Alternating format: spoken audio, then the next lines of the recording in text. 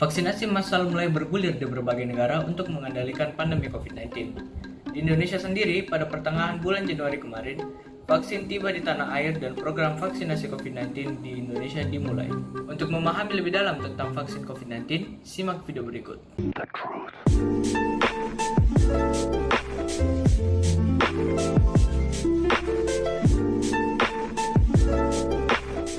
Sebelum membahas perbedaan cara kerja vaksin, ada baiknya kita memahami terlebih dahulu bagaimana sebenarnya tubuh manusia melawan virus dan menciptakan kekebalan.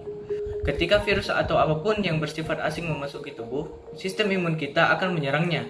Namun, proses sistem imun menghabisi virus memerlukan waktu yang lama, karena untuk mengalahkan infeksi, sistem imun kita harus mencari tahu cara untuk melawannya terlebih dahulu.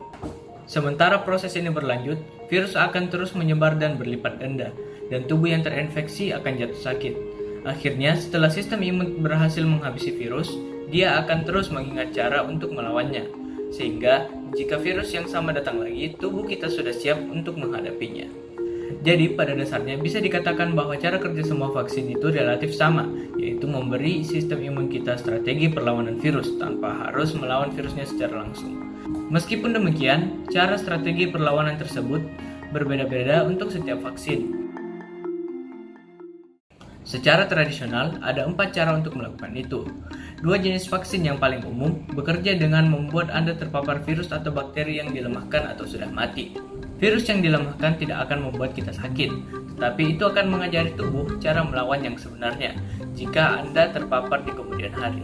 Beginilah cara kerja vaksin campak dan influenza.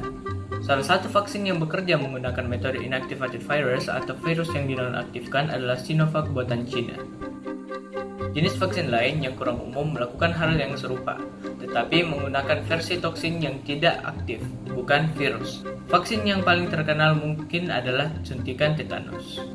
Jenis vaksin keempat ini bekerja sedikit berbeda, karena hanya menggunakan sebagian kecil bagian virus, bukan seluruhnya.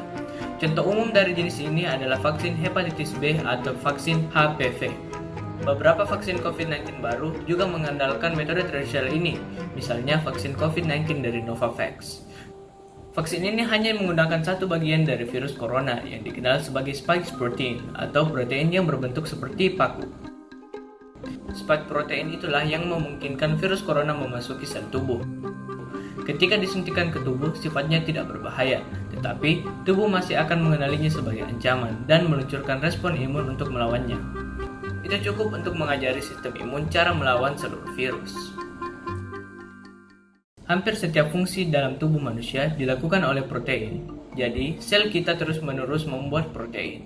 Untuk melakukan itu, mereka membuat salinan DNA beruntai tunggal.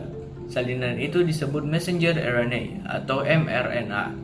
Setiap untai mRNA menyimpan informasi tentang bagaimana membuat satu jenis protein. Ribosom dalam sel membaca mRNA, mengikuti instruksi dan membuat protein. Dan dari situlah kedua jenis vaksin baru ini muncul. Keduanya berisi instruksi. Salah satu kandidat yang menjanjikan untuk pengobatan COVID-19 adalah vaksin berbasis messenger RNA. Vaksin mRNA berisi instruksi untuk menyintesis paku protein berbentuk mahkota pada permukaan virus SARS-CoV-2.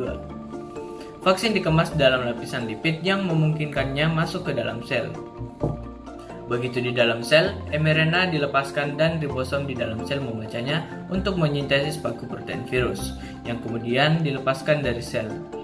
Paku protein itu sendiri tidak berbahaya, tapi sistem kekebalan manusia melihatnya seolah-olah tubuh telah terinfeksi COVID-19.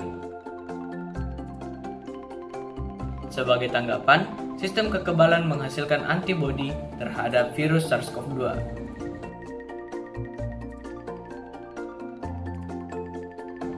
Ketika terjadi infeksi COVID-19 yang sebenarnya, antibodi ini mencegah virus memasuki sel yang sehat dengan menempelkan diri pada paku protein, sehingga menghalangi masuknya mereka ke dalam sel sehat, dan dengan demikian menciptakan kekebalan. Beginilah cara kerja vaksin COVID-19 baru dari Pfizer, BioNTech, dan Moderna. Tetapi, kelemahan utama dari vaksin mRNA adalah mRNA sangat mudah rusak. Vaksin ini harus dikirim dalam lemak pelindung dan dijaga agar suhunya tetap sangat dingin, yang tidak terlalu ideal untuk vaksin yang perlu menjangkau semua wilayah di dunia. Jenis vaksin baru yang efektif lainnya bekerja dengan cara yang sama, tetapi menggunakan DNA daripada mRNA yang dimana jauh lebih stabil. Seperti vaksin COVID-19 dari AstraZeneca dan Johnson & Johnson.